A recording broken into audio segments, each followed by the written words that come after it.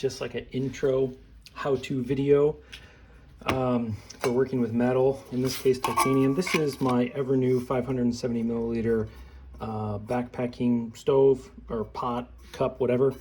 And it doesn't come with a lid, and I don't like the lids that are offered with it, and that's because this is meant to be like a cup to drink out of. The lid that Evernew designed for it sits on the outside, and it just catches things and comes off, and it's expensive, and I just don't like it. I don't think it's worth the money.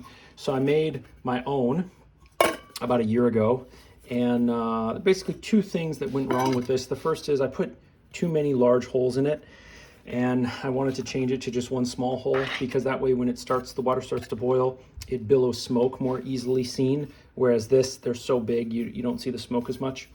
I put these in there on the side so you could drain pasta, but I pretty much never do that. The other thing is I made this way too thick. I didn't really know how thick to buy, and so I ended up going back and buying 0.25 of a millimeter. So this is much thinner. It's still thicker than aluminum foil. Of course, this is titanium, but so I cut it out with these. That worked fine.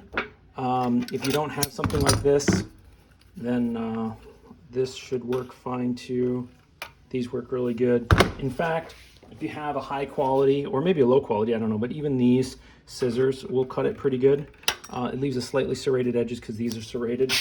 So then what I did, I had drawn a circle in permanent marker using this as a guide, and then because I wanted it bigger, I basically put this down, you put the washer down, and then you put your pen inside the washer, and that gives you a consistent offset from the size of your bowl. I learned that from a YouTuber named Laura Kumpf. You can go check her out. She's pretty interesting. Anyhow, then I carefully sanded the edges down to that outer. I basically cut it oversized because sometimes the cutting crinkles it, and then I sanded it down right to that diameter that I want. And now I'm going to do what I did last time when I made this one, and that is I'm going to bend it. Now, to roll a titanium edge like this and get the sharp edge to hide away is something that's beyond most do-it-yourselfers, at least me as a do-it-yourselfer. What I've done is I've used a circle cutting attachment in the drill press. These are really handy if you have the patience to set them up. And I dialed in a few circles until I came up with basically dimensions just a little bit bigger than the pot itself. And then I basically have a small hole through all of these. I'm going to clamp this in there, and then I'm going to bend it around. Now the bending is not going to turn out perfect. It's going to look like that. I don't know of a better way to do it, and from the research I've done, there's not a there's not a better way that I have access to. So that's what I'm going to do. That's how I did it last time, and it worked pretty good. The edges aren't sharp. It's just not pretty. It's totally functional, and it stays on the pot and doesn't wiggle around too much. It doesn't come off. But again, I'm just making a thinner one. It's not even really for weight savings. It's kind of my OCD. It's just like the appropriateness of it. Like there's no point in having a super thin pot with a big fat, lid that almost weighs the same. It just feels inappropriate. It's like it's not suitable. And I'm always looking for new projects, and I enjoy the do-it-yourself process. So I bought this sheet of titanium for 10 bucks, used more than half, a little less than half of it, I guess. And yeah, and then we're gonna bend this. I'll cut to the final product. But I just thought maybe this would give someone some ideas on how to work with this material, or if you have an odd pot or something that doesn't come with a lid, then you can make one for yourself. All right. So I realized that since I had a hole through the middle of this one, unlike my other one, I might be able to use my lathe. So I got some big pieces of wood on either side of this guy, and I've already experimented a little bit off camera, made some embarrassing mistakes. This is actually a different piece of titanium than you already saw. I had to start over. And I have this roller bearing so that you can reduce friction. And I'm just gonna see, so this thing is not really centered perfectly. This little wood screw that I have is not ideal.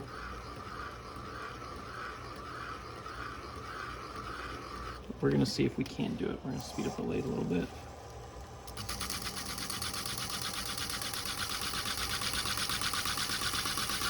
Sometimes you just gotta run what you brung, even if you don't have the right tool for the job. And since this is just really an experiment anyway, it doesn't hurt.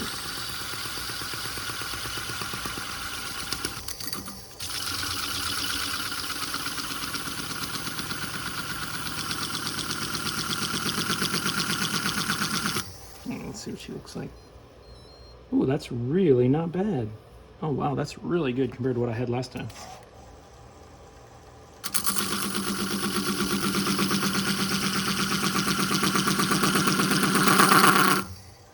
All right, what's going on here?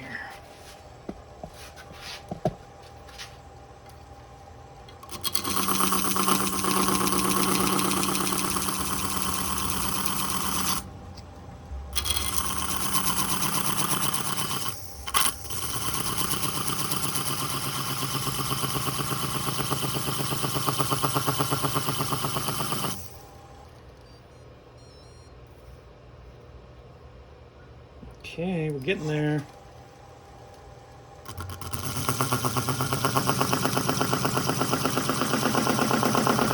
If I push too hard, I'm going to bend my screw,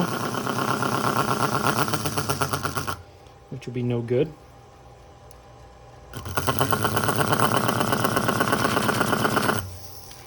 But that's looking pretty dang good, at least when I compare it to what I had before. I think I might call that good. Almost good.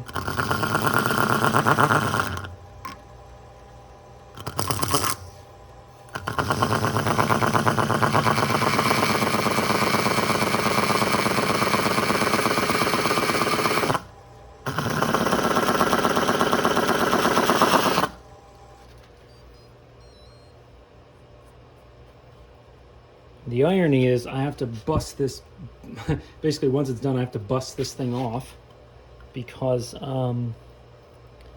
it's captured inside of there. And I made a mistake actually last time when I busted it off. It completely destroyed the lid. I think I'm gonna call that good. All right, I'm done. So this is my original one I made several years ago of a really thick titanium. And the way I did this was basically by putting these wooden molds around it and then hammering the edge over. As you can see, it's not very pretty. Then with this one, this new one, I had it in these little cups, and I thought about doing it on the lathe, which you kind of saw, and it really didn't go well. These were not very sturdy enough because I never intended to do it, and all the chip out caused trouble. And then foolishly, as I was trying to get this wooden blank out of here, I used a chisel and I was going further than I realized, so I was actually messing it all up. So I started over with 3/4 inch pine boards for the support, which are a lot thicker than this. Now that I knew I was going to use that new technique, I took a roller bearing and put it on a metal rod, used some oil, and this is the result. So there's almost no buckles at all. It's a pretty decent rolled edge, and it's not sharp. I sanded it first, and I'm pretty happy with the result. I mean, third time's the charm, I suppose. And you have to have this hole in the middle in order to mount it on the lathe, and the smaller the hole the better from a cooking perspective, but a bigger the hole the better from a lathe, a chucking perspective. But if you need to make something like this, I think that's a pretty good method. Use a roller bearing oiled up and take two forms. I did have to bust this form, the other one, out of here afterwards. Oops, as you'll see there. So you gotta be real careful as you do that. But, hey buddy. But it's a pretty decent method. And for someone who basically has no machining related tools, I'm pretty happy with that result. So, all right, folks, if you didn't like that, I get it. Give it a thumbs down, let me know, and go check out a guy named This Old Tony. He's got the right equipment to do this kind of stuff the right way, and I bet you'll enjoy what he's up to over there. All right, take care.